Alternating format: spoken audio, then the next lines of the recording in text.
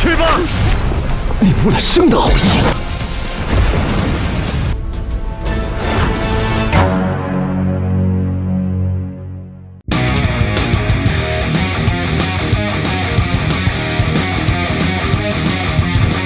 Halo guys, kembali lagi bersama Mimin di channel Nafilm. Bagaimana kabar kalian hari ini? Semoga tetap sehat aja ya. Ngomong-ngomong, di tempat kalian angin besar juga nggak guys? Di tempat Mimin kok anginnya ngeri bedah. Ya, tapi kita berdoa aja ya, semoga negeri kita tercinta ini selalu dilindungi Tuhan Yang Maha Kuasa. Dan pada video kali ini Mimin hadir kembali untuk meneruskan alur cerita dari Papang Ganteng Xiao dalam Perfect World episode terbaru, yaitu Perfect World episode 129. Yang mana pada Perfect World episode 129 ini menceritakan Xiao yang kembali melawan adiknya yaitu Jin Hao, serta Xiao yang langsung menantang 5 orang di ranah Divine Flame sekaligus. Dan seperti apa alur cerita selengkapnya, Mimin kasih kalian waktu untuk pencet tombol like dulu. Kalau udah, kita langsung saja masuk ke alur ceritanya.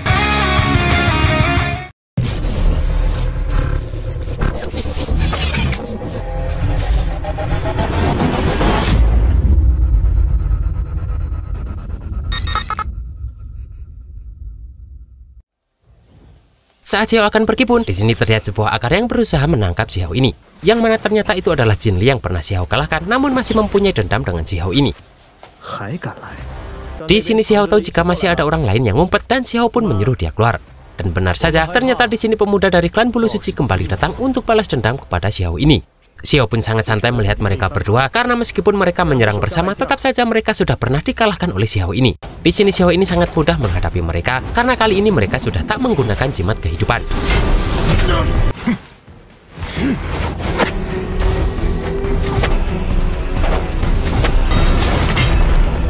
Karena sudah merasa muak, di sini Xiao pun mengeluarkan kekuatan rahasianya yang membuat mereka terkejut. Karena Xiao ini bisa mengeluarkan teknik reinkarnasi seperti milik Jin Hao kemarin dan membuat usia mereka menjadi tua.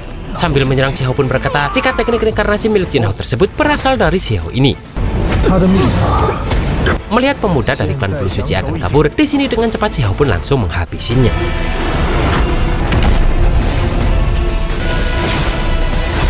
Setelah itu Xiao pun langsung mengambil rotan bekas mayat Jin Li tadi karena menyadari jika pohon rotan suci tersebut mempunyai aroma obat. Yang mana rotan tersebut akan Xiao jadikan bumbu masakan yang bernama Pertarungan Naga Harimau, resep dari kakeknya kemarin. Di sini pun Xiao dan kakeknya ini pergi menuju tanah warisan. Namun terlihat mata-mata dari klan Jin pun terus membuntuti Xiao dan kakeknya ini.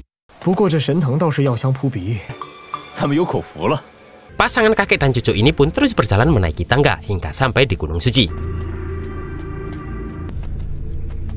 Dan dengan cepat Xiao pun menggunakan jimat tulang yang didapatkan kemarin untuk membuka pintu besar di depan mereka.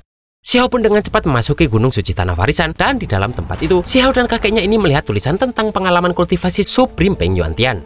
Namun terlihat orang dari klan Jin ini pun terus saja membuntuti mereka ini. Di sini dengan perlahan dan cermat, Xiao pun terus memperhatikan tulisan-tulisan tersebut. Yang mana Xiao menyimpulkan jika mungkin itu adalah sebuah ujian karena tak ada keterampilan khusus yang tertulis di lembaran-lembaran tersebut. Dan hanya orang-orang yang mengerti misteri tersebut yang bisa mendapatkan peluang yang besar. Di sini kakek Xiao meminta Xiao bermeditasi untuk mencari info karena beliau sadar jika Supreme Peng Yuantian ini sedang mencari penerusnya. Namun karena Xiao harus memikirkannya untuk menambah wawasan, di sini Xiao malah meminta kakeknya dulu yang bermeditasi. Apalagi rune di tangan mereka sudah terbukti bisa membantu Xiao membentuk kembali ranahnya yang rusak. Mendengar itu pun kakek Xiao menyetujui ide cucunya tersebut dan setelahnya mereka harus bergantian untuk saling menjaga satu sama lain.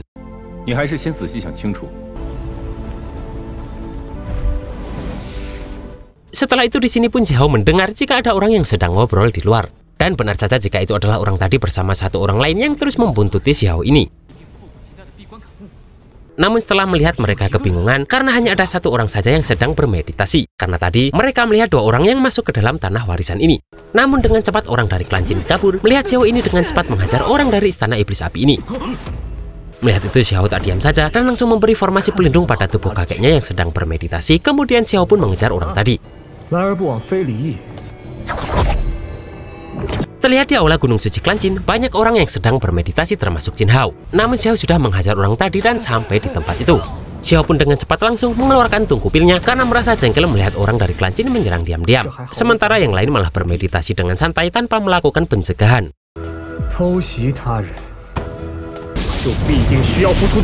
Air sungai langit di dalam tungku itu pun kemudian Xiao tumpahkan untuk memberi pelajaran kepada orang-orang klan Jin ini. Jin Hao yang menyadari kekuatan guntur dari air tersebut sangat kuat, langsung meminta semua orang untuk membuat formasi perlindungan. Dan terlihat Jin Hao ini sangat marah dan menganggap Xiao menyerang secara diam-diam.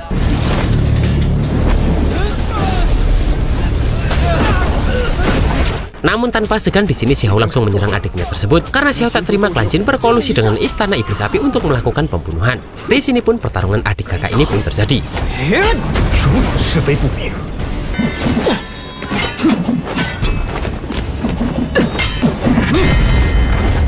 Di sini laki-laki Jin Hao ini menggunakan teknik reinkarnasinya untuk melawan Xiao ini.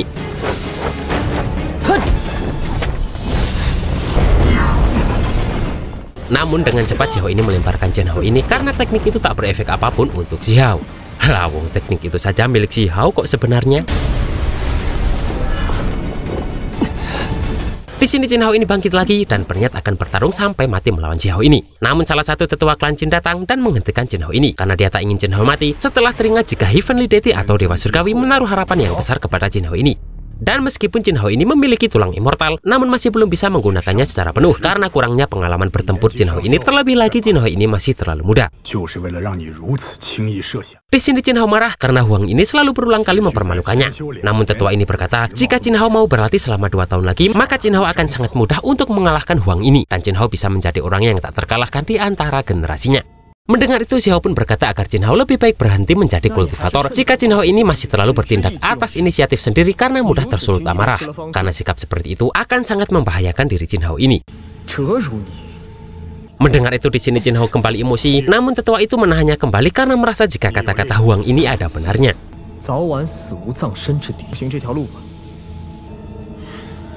Di sini tetua ini langsung mengajak Xiao bertarung karena merasa Xiao inilah yang menyerang lebih dulu. Bahkan dia langsung meminta semua praktisi Divine Flame pun menyerang Xiao ini secara bersamaan. Di sini Xiao ini pun langsung dikelilingi oleh 5 orang yang sudah berada di ranah Divine Flame atau api ilahi, yang mana mereka langsung menyatukan kekuatan mereka untuk menyerang Xiao ini yang seorang diri.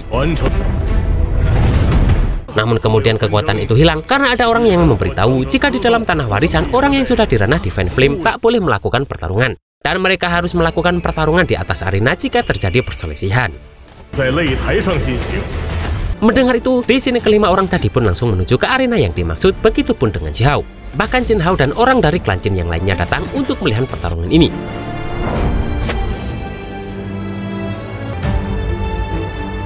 Di sini Xiao merasa tenang karena yakin kakeknya bisa bermeditasi tanpa ada yang mengganggu setelah melihat Dizong dan beberapa orang kuat yang lainnya juga datang ke arena ini. Karena arena ini adalah tempat yang dirancang untuk menyelesaikan perselisihan. Dan Supreme Peng Yuantian memilih orang sebagai penerusnya berdasarkan bakat dan kemampuannya dan tak peduli tingkat kultivasi orang tersebut. Serta orang yang menjadi juara dalam pertarungan di arena ini berhak memilih lawan lagi dari klan lain yang berada di dalam 9 gunung suci ini, yang mana lawan yang ditantang tak boleh menolak atau menghindari tantangan tersebut. Di sini Xiao pun langsung naik ke arena dan langsung mengajukan permintaan apakah dirinya bisa memilih lebih banyak lawan, yang mana suara orang yang memberi info dari tadi mengatakan jika permintaan itu bisa dikabulkan. Di sini para praktisi Divine Flame yang mendengar itu merasa bahwa Huang ini sangatlah sombong, dan dengan cepat pun Xiao langsung menunjuk 5 orang tadi untuk dia tantang sekaligus.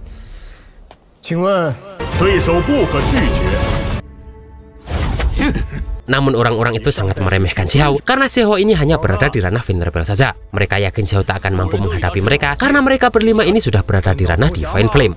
Saat mereka berusaha menyerang dengan api ilahinya, di sini mereka kebingungan karena api ilahi di tubuh mereka padam. Xiao pun hanya bisa tertawa melihat hal itu karena mereka lupa jika barusan info dari dewa tadi mengatakan bahwa pertarungan ini hanya mengandalkan bakat dan kemampuan mereka tanpa mengandalkan tingkat kultivasi. Yang mana itu artinya setinggi apapun ranah mereka maka akan menyesuaikan dengan ranah orang yang masuk ke arena itu terlebih dulu. Dan berarti ranah mereka berlima ini sekarang hanya dibatasi sampai ranah Venerable saja sesuai dengan ranah Xiao.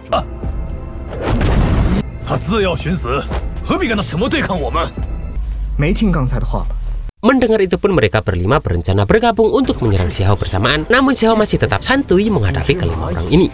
Di sini Xiao pun menghadapi 2 orang yang maju terlebih dulu hanya menggunakan lorong surgawinya saja.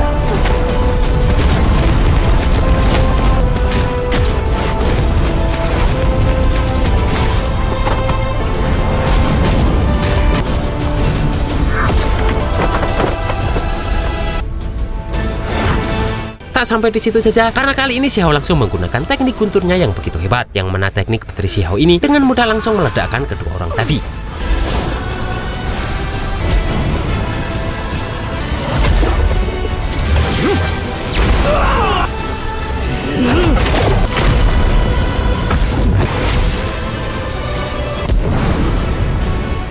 Namun di sini meskipun kedua orang tadi mempunyai jimat pengganti kehidupan, namun ternyata yang kalah di arena ini tak akan bisa hidup kembali alias akan mati total. Yang mana hal itu membuat 3 orang yang tersisa terkejut karena jimat kehidupan yang disempurnakan oleh Dewa Surgawi bisa tak berfungsi di tempat ini. Jin Hao yang melihat itu heran, kenapa Huang ini terus mengampuni hidupnya, padahal bisa saja Huang ini membunuh Jin Hao sejak awal. Sementara Di Chong yang melihat kekejaman Si Hao ini pun masih bertanya-tanya sebenarnya Huang ini berasal dari faksi mana.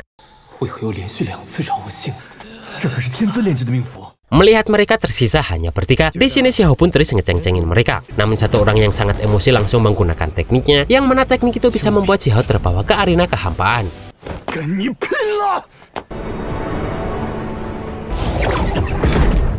Dengan cepat orang itu langsung mengeluarkan banyak formasi di langit, yang mana di setiap formasi tersebut bisa mengeluarkan sebuah tangan yang langsung mengekang tubuh Si Hao.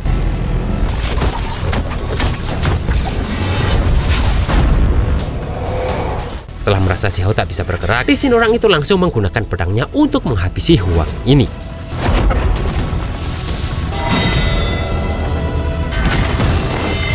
Namun dengan santainya Si Hao menggunakan teknik 4 hukum guntur pembelah langit dan dengan sangat mudahnya membunuh orang tersebut. Yang mana hal itu membuat Si Hao kali ini mendapatkan 3 jimat kehidupan.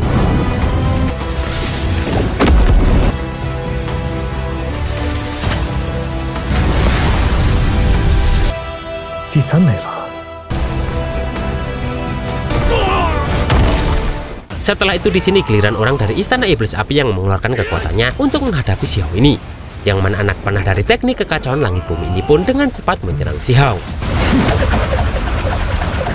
Di sini Si Hao pun mengeluarkan teknik gunturnya dengan sedikit sentuhan teknik peninggalan Dewa Wilau untuk menahan serangan tersebut.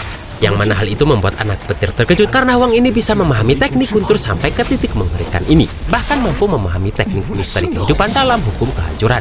Di sini dengan menyatukan teknik miliknya dan teknik peninggalan Dewa Wilau, Si Hao pun langsung membunuh 2 orang tadi.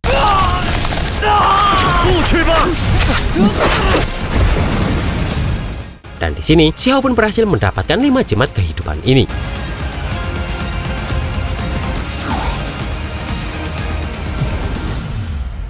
Dan setelah itu Si Hao dengan tegas berkata, jika saja masih ada orang yang ingin bertarung dengannya, maka Si Hao akan meladeninya sampai akhir nafas. Dan kemudian Si Hao pun pergi begitu saja.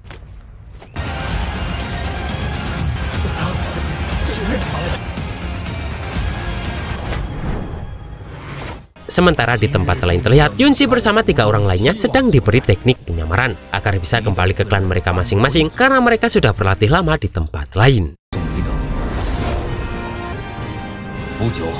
Dan pada Perfect World episode 130, kita akan melihat jika Si Hao ini kembali bermeditasi di tanah warisan tadi, serta mendapatkan banyak harta berharga. Serta persahabatannya dengan kelinci imut kemarin akan dimulai, kemudian pertarungan yang lebih besar akan terjadi lagi.